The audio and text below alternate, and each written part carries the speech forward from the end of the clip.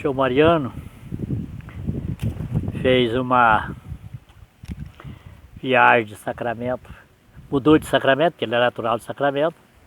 Quando fez a estrada de ferro aqui, ele foi morar em Engenheiro, Lisboa. Montou uma venda lá, naquele tempo chamava de venda. Hoje é supermercado. Naquele tempo, secos e molhados. Vendia toicinho, tudo que era para comestível tinha na venda dele.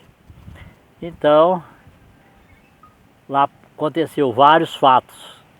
Tem um que já está narrado no livro Eurípides, o Homem e a Missão.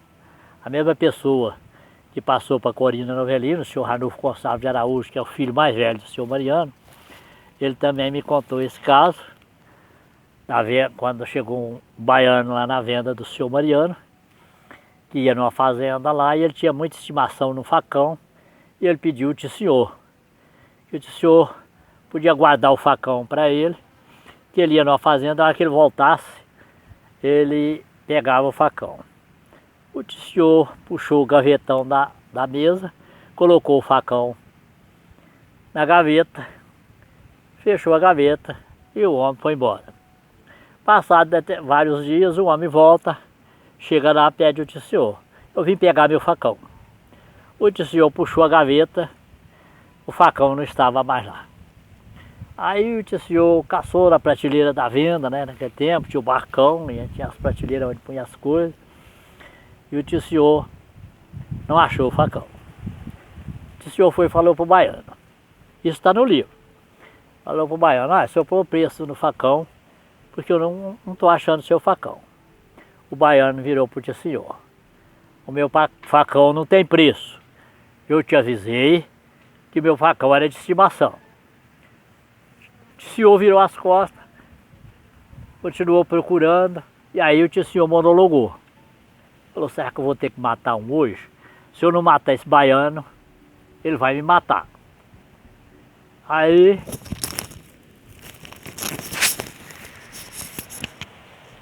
o senhor tinha acabado de falar assim, a mão dele começou a dar impulso.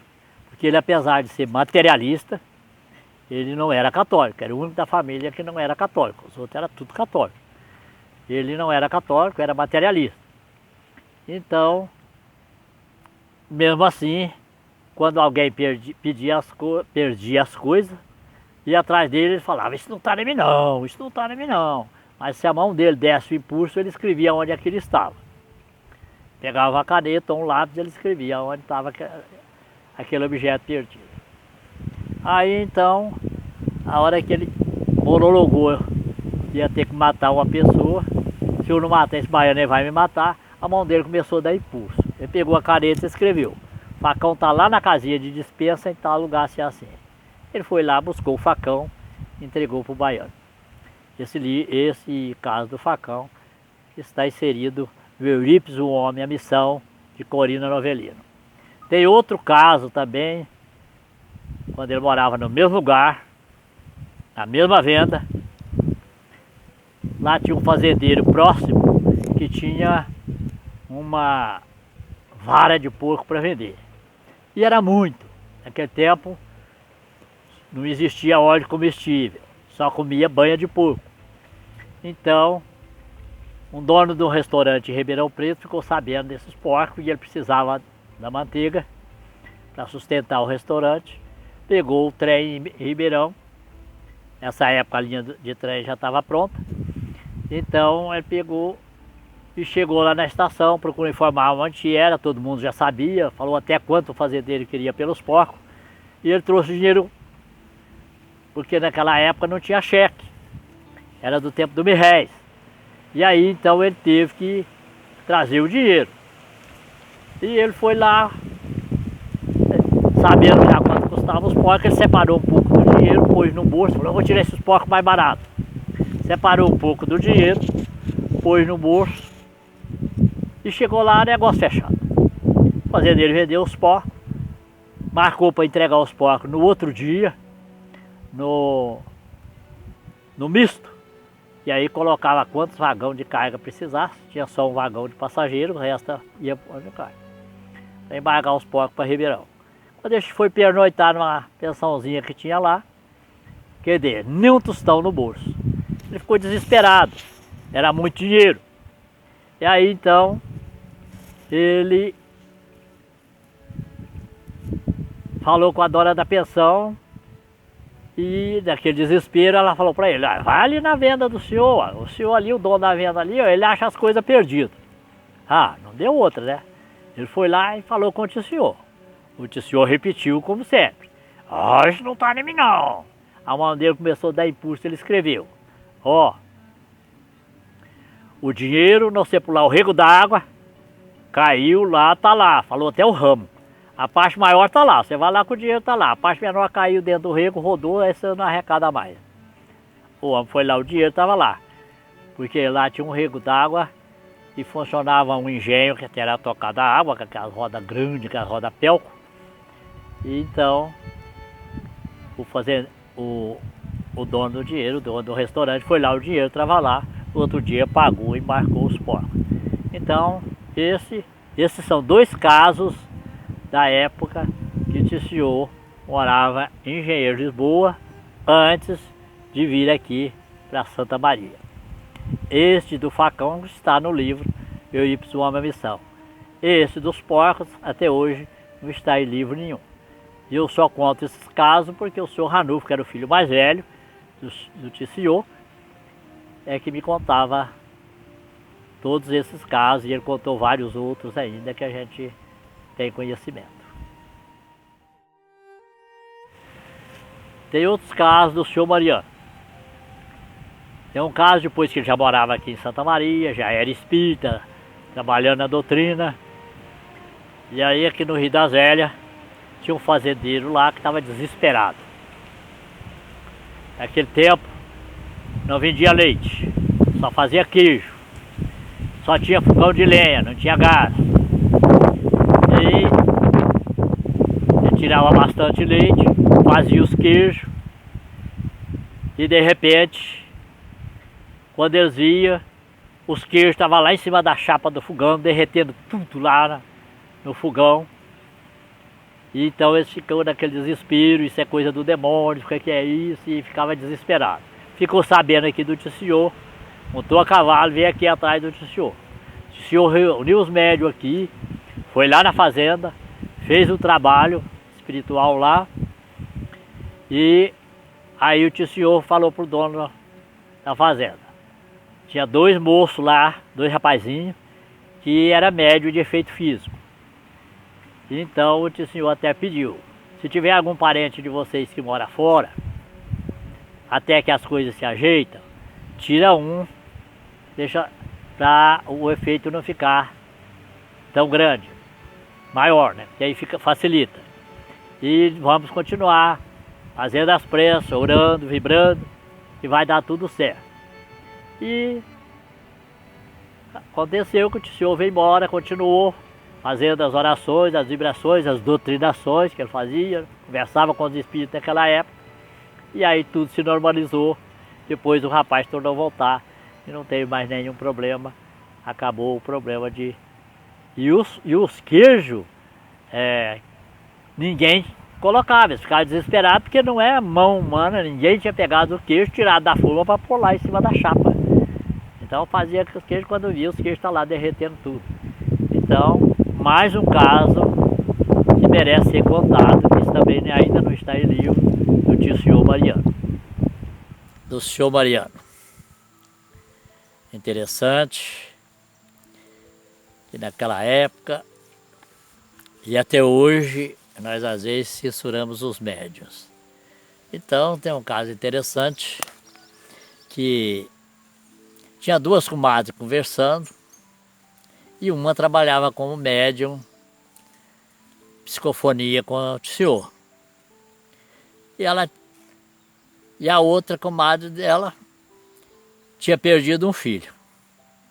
E elas conversando, a que perdeu o filho falou para a outra: ah, comadre, eu gostaria tanto que meu filho comunicasse. Ah, não deu outra, né? Quando foi no próximo trabalho, o espírito comunicou.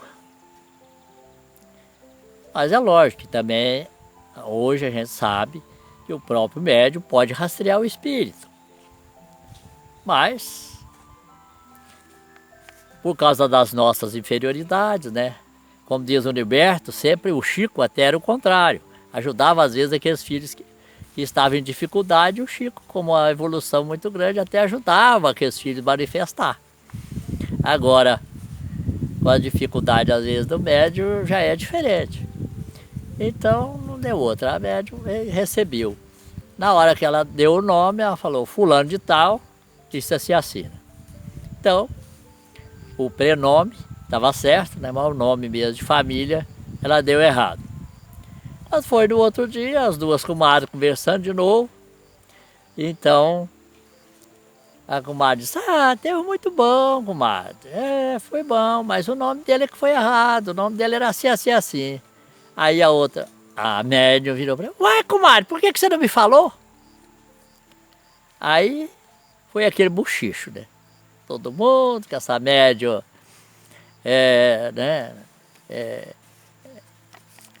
não estava certo, que essa médium era recebendo dela mesma, e foi em cima do senhor Mariano, né? Olha, naquela época, aí o tio senhor, olha bem o que o tio senhor falou. Meu filho, não, peraí. Nós não podemos chamar assim a atenção do médico, cortar o médium, não. Nós vamos criar uma obsessão. Nós vamos doutrinando os espíritos e doutrinando o médium também, porque naquele tempo não tinha desobsessão. Os espíritos superiores, na mesma hora que estava manifestando aí um Santo Agostinho, um Paulo Apóstolo, Vicente Paulo, quantas vezes eu assisti isso, os guias espirituais traziam o espírito também para o senhor esclarecendo lá, né? Com a palavra que é lógico para ter mais facilidade, né? Então era assim naquela época. Então o senhor vai doutrinando o espírito e vai doutrinando a médium também. Será que nós hoje faríamos isso? E tem um caso que ele contava e ele achava bom, ele ria, né? O senhor Ranulfo era engraçado. Então, ele contando que veio um médium que estava obsediado, veio tratar também como os outros, dentro da casa do senhor Mariano, a casa lá é de soalho. Piso de madeira, né? Então, esse obsediado era médium de efeito físico. O senhor nomeou 2 médiums de dia e 2 à noite para ficar vigiando esse paciente. Mas ele dava um trabalho danado. Inclusive o senhor Ranulfo contava e ria que o soalho é pregado nos barrotes com prego. Ele batia o dedo perto do prego assim, ó, ia batendo cada pancada que ele dava com o dedo próximo do prego, o prego ia subindo, ia saindo. E depois ele pegava e tirava com a mão. Então, era uma mediunidade extraordinária, né, que ele tinha, mas ficou obsediado. E aí deu muito trabalho por causa de ser médium de efeito físico. Mesmo 2 vigiando ele, 2 de dia, 2 à noite. Teve uma noite que ele acabou fugindo, eles cochilaram, ele acabou fugindo. E deu um trabalho danado naquele tempo. Por muito que procurava, né, ainda tinha muitas matas aqui, ele desapareceu. Foi preciso de usar a mediunidade do Luiz Ferreira da Cunha, que era médium vidente, irmão do tio senhor.